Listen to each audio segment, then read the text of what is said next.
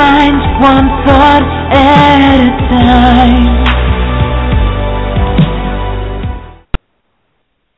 Greetings, everyone, and welcome to the Changing Minds Online show. Good evening, Akina. How are you doing tonight? Good evening, Jessica. I am great. I am so excited about tonight's show. Yes, me too. We're going to jump right into it because we have an amazing guest on tonight. Tonight we have on a Master Certified Life and Leadership Coach. This person is an international speaker and author. She is a mother. She is a network marketing millionaire and the author of one of my favorite books, The Art of Getting What You Want. It is a privilege and honor to welcome Lisa DeMayo on the call tonight. Good evening, Lisa. Good evening. Thank you so much for having me. I'm excited. Thank you. It is a pleasure and an honor. And I want to jump right into it. And, you know, you have coached so many women and helped so many people all around the globe. You know, what is it? Why did you get into coaching? Well, it's interesting. I don't just coach women. I do coach a lot of men as well, but I don't know. I think sometimes women are more open to it right out of the gate. And I started coaching, I was about 16 or 17 years old, and I remember watching an infomercial and hearing Anthony Robbins way back when. And I was fascinated by what he was saying. And I was, like, addicted to infomercials. I used to watch them all the time. And I thought, what does he mean? You could change your life by changing your thinking. And it was at a young age that I became fascinated with the power of the mind and how, in spite of our circumstance, no matter what it is, it's very hard to change most circumstances. So if at that time in my life I was losing my dad to cancer, and he was diagnosed when I was 13, and he passed away the day before my 18th birthday. And I remember thinking, it was just so hard being a teenager and losing your father and watching the progression of cancer take over him and how I felt. And there were so many other things going on in my life at that time. And I just remember, not liking life, not thinking it was anything that I wanted to continue to do. And it was hard. And I remember waking up one morning and just we had 5 deaths within 5 years in our family, and I remember thinking, I shouldn't be feeling like this every day. And I thought about all those infomercials, and I went to the self-help section of the bookstore, and I was fascinated by how many books were written on the power of the brain and using the brain for a change. And my first introduction into the coaching world was neurolinguistic programming, and it was using your brain for a change. And I remember practicing this as a young girl and noticing, I can't change the circumstance, I can't make him come back, but it's my reaction to the circumstance. And over the years, my goodness, my journey started between the ages of 16 and 19, and I've done 20-plus years, I'm in my 40s now, of coaching. And Jess, we were just talking about this. I've never coached and did an online workshop. I've done the 2-year programs, the 3-year programs, working with coaches all over the world, working within rooms and going through different processes to get me where I am at this point in my life. That's really powerful. So, of all of the coaching modalities that you've used, which one would you say was the most impactful in your life personally? It's interesting. It's like if you think of a nutritional program, it's not any one part. It's the whole. It's all of it. It's doing all the right things. It was all the tools for me. Becoming rigorous with my language, my affirmations, my assessments that I've made up. Because oftentimes we speak, learning in ontological coaching, we study the patterns of language, of being, who we are versus who we think we are. And in hearing my own patterns over and over and over again, what I realize now is stuff that I say now that I think is a truth or an assessment may no longer be true for me. So, for example, I'm a life and leadership coach. I have my own network marketing business. I run workshops. I do personal coaching. I coach in institutions. I run retreats. I do all this stuff. So I have 3 kids. I'm a single mom. I'm super busy. One of the truths that I made up and where I was noticing that I wasn't rigorous with my language, I used to constantly say, I'm so overwhelmed. I'm unorganized. I'm a train wreck. I can't find anything. And I realized that was true way back when. That is not true for me anymore. I'm extremely organized. I know where things are. I know where I put them.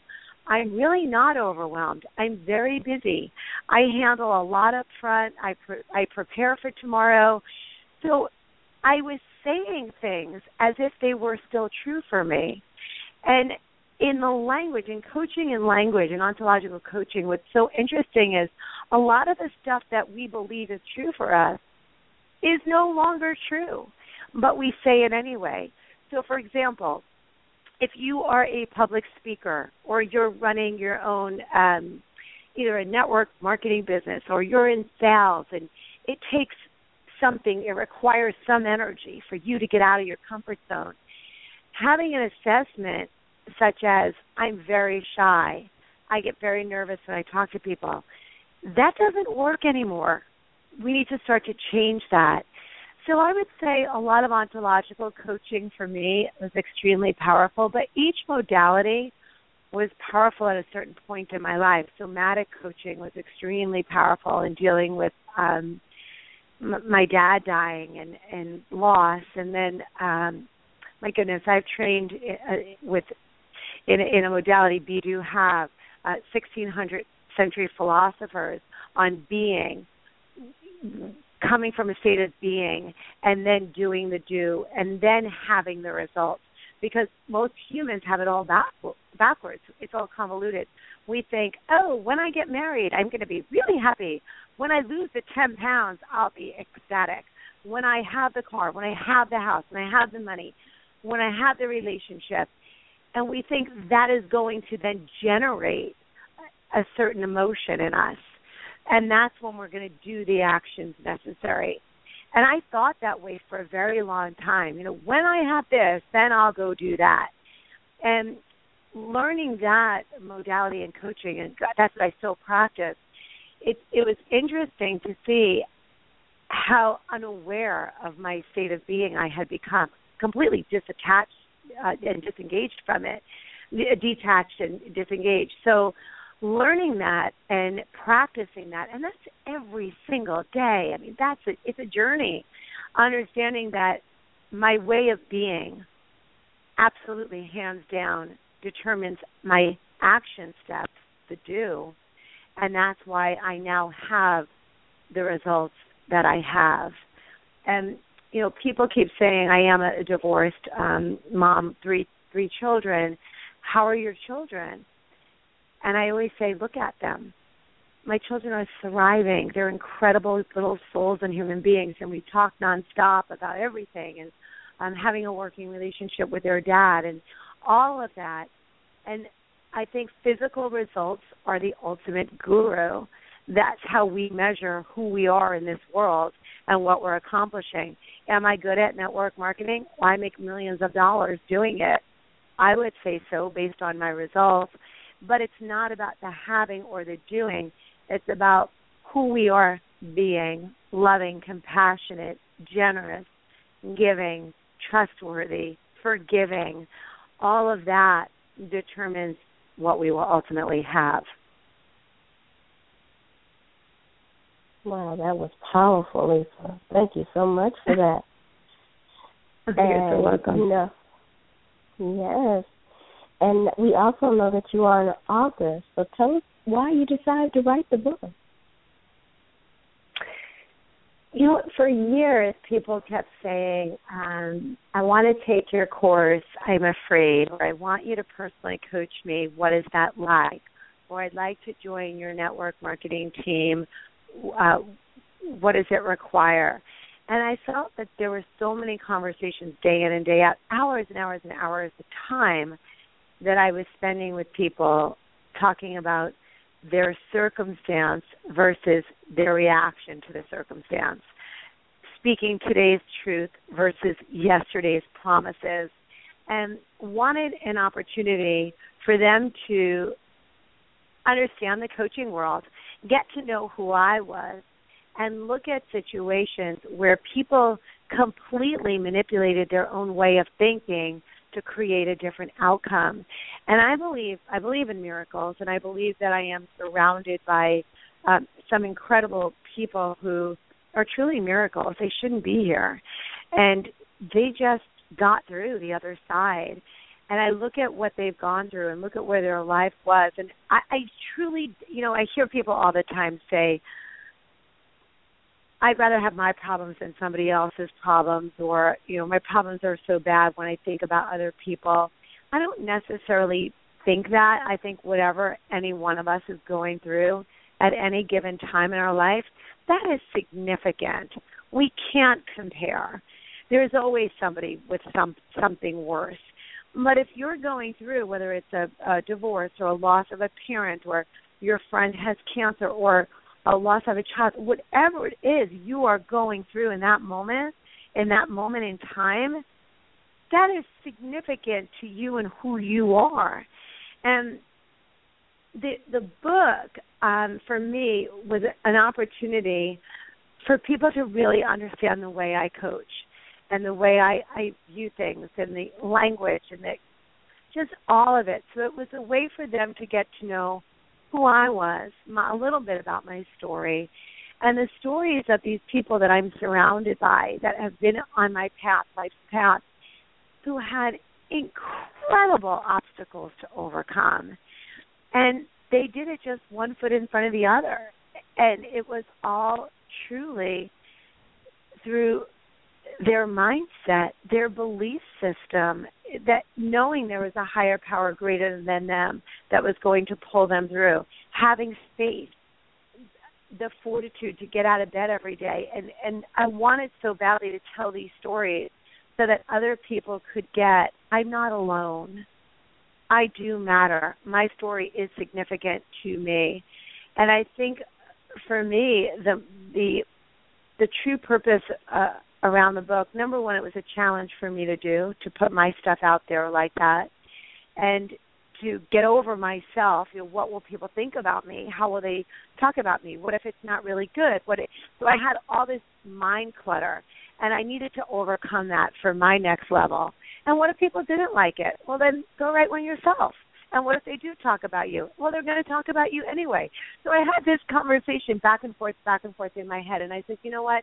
Too many of these stories are way too powerful, and I'm not going to be stingy and withholding and worrying about how I'm perceived or how I look and not get it out there. And I'm going to, once again, put my butt out on a skinny branch and give it my all. And then it will be my reaction to the circumstance, how people react to me. So it was really an opportunity for me to grow while giving back. Yeah, I love, Lisa, how you talk about that conversation of, the I matter conversation. And I know for myself, when Akina and I started this podcast, this was a conversation that we had both. I know for me it was very personal, where when I first started off this podcast, I was thinking, well, who would want to hear what I have to say? And, why do I get to do this? And then there was what if people don't like it? And like you said, you go through all these stages of conversations. And ultimately, it is a decision, a choice that you make, that you matter enough that you get to live the life that you deserve and that you want to live. And that's why I love the message of your book, The Art of Getting What You Want. One of the things that Akina and I are very, very passionate about is teaching people that by changing their mindset, and that's why we call our company Changing Minds, that, you get to create the life of your dreams, that you get to create your life. Your life gets to look like the way that you want it to live, and that, you don't have to be defined by any form of external circumstances, that what someone told you should do or you shouldn't do or you could do or you couldn't do, that you actually get to decide what's true for you.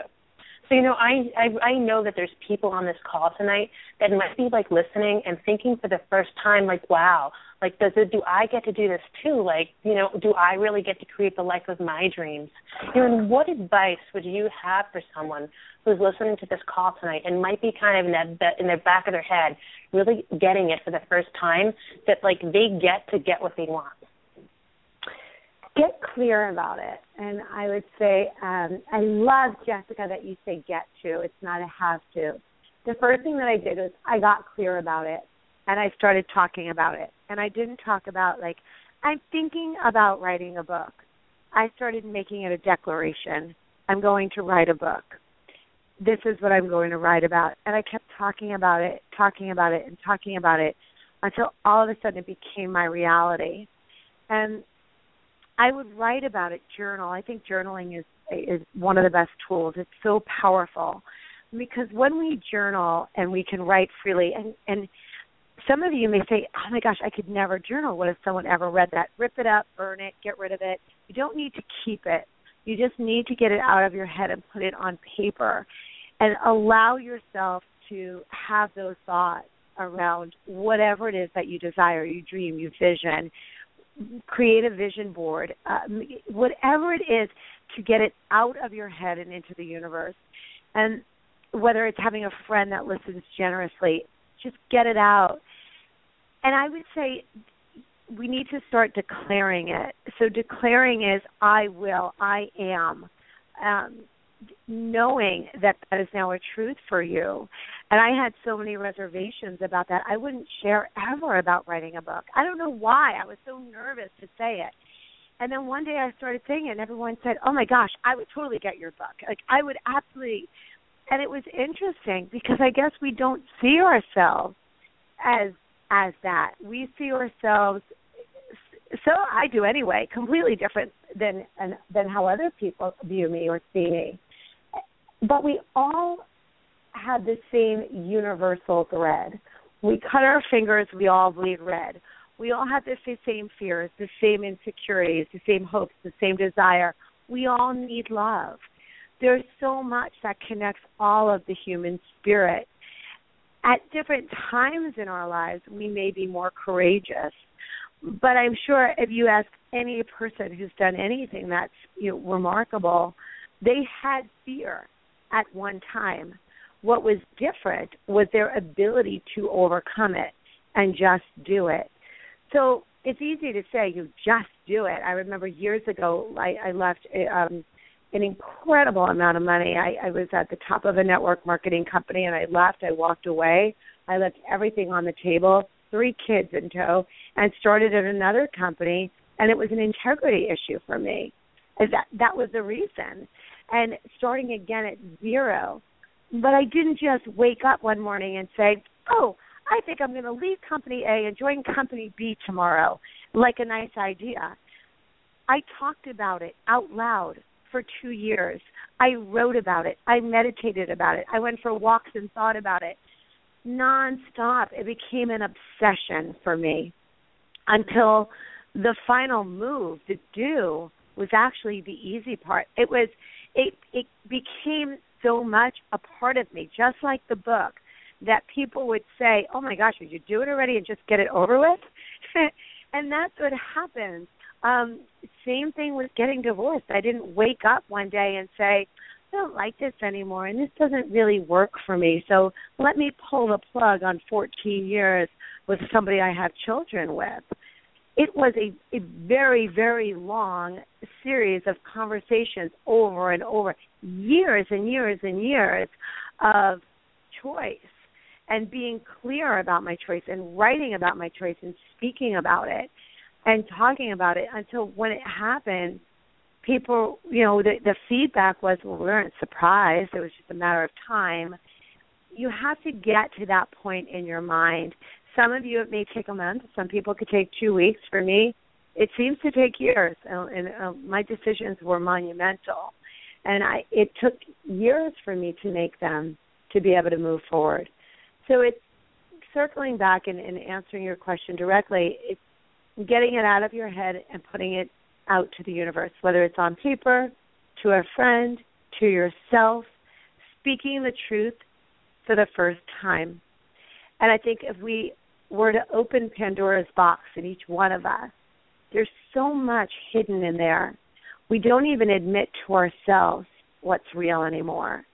And my life was a beautiful lie. That's how I felt. I felt like I was living this beautiful lie.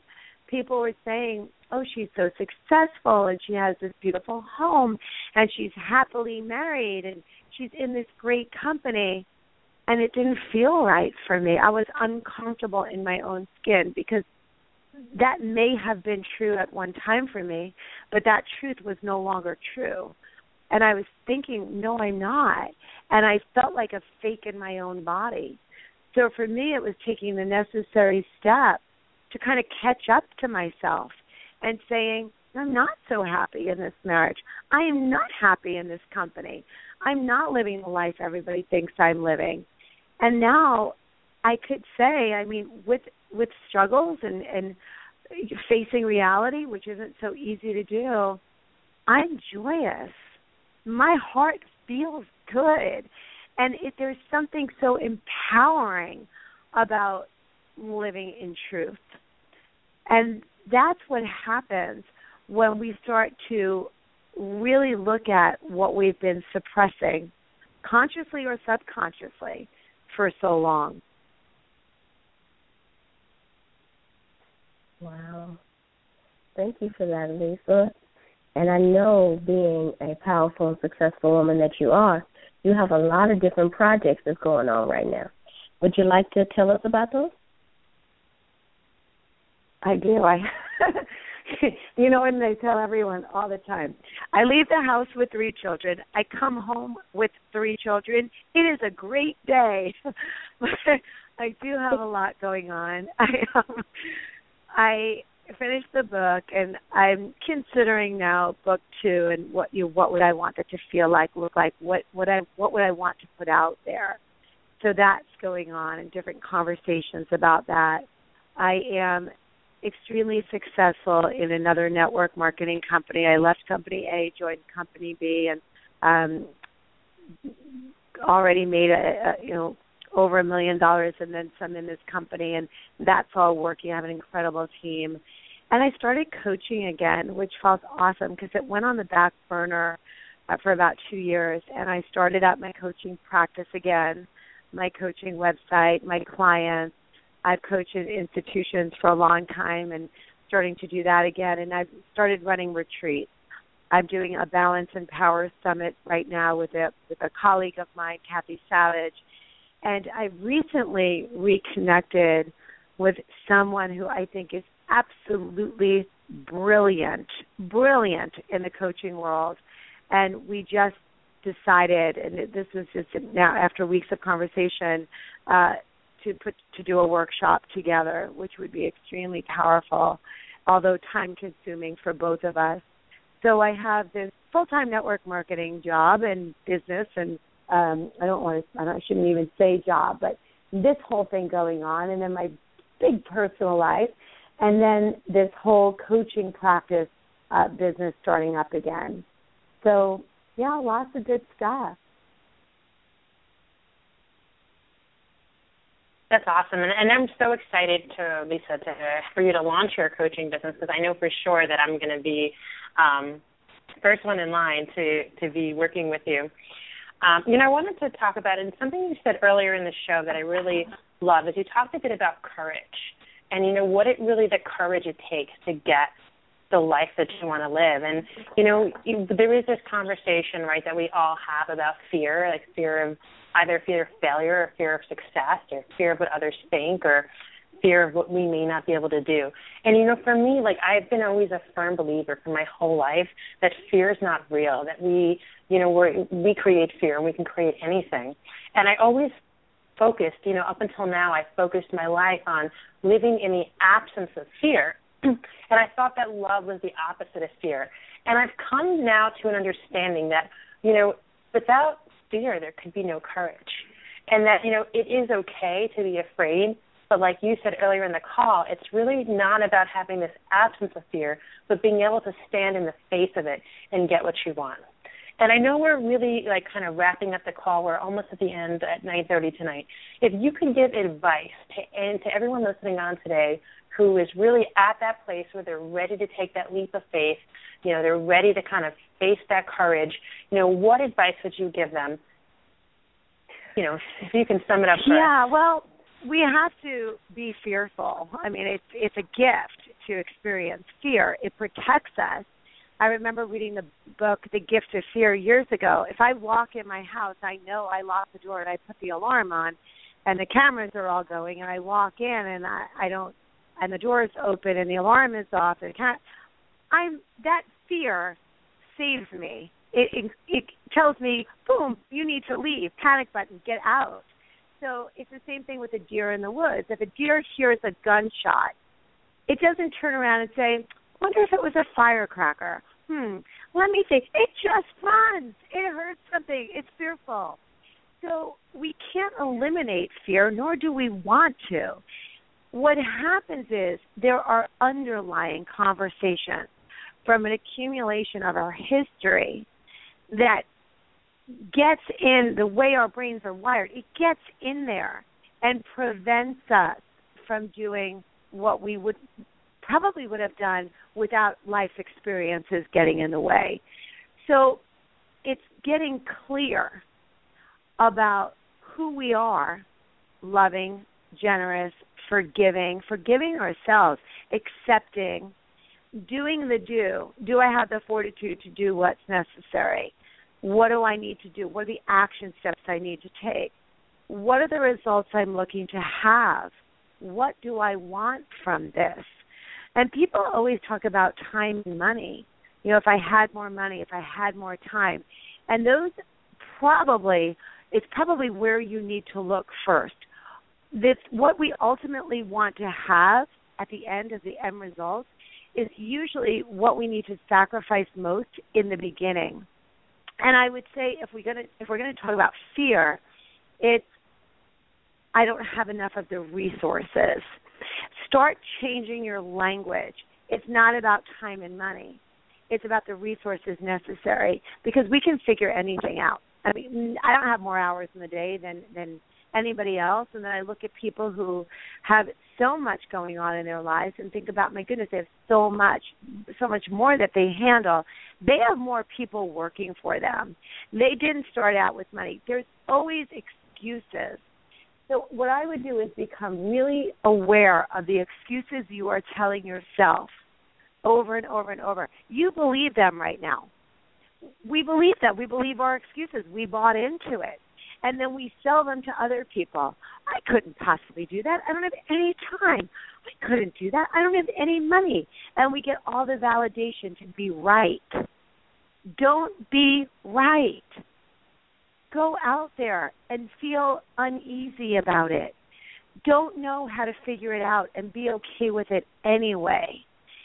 And the fear will be there when we need it to be there. We don't want to ever eliminate it. It protects us.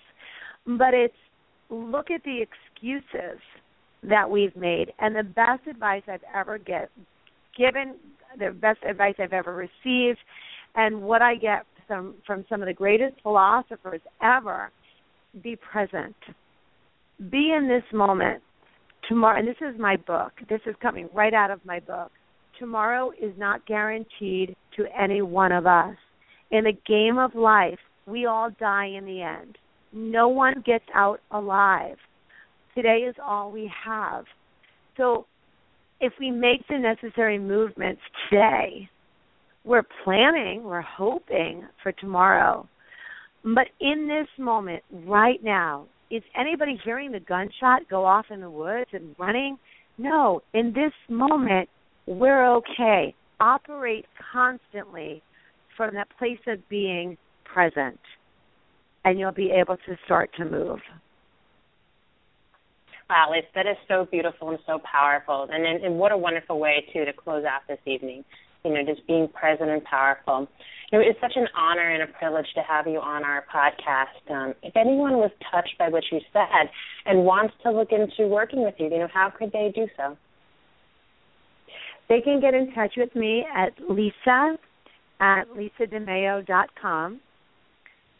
And they can also find me on Facebook, Instagram, Twitter. It's Lisa DeMayo.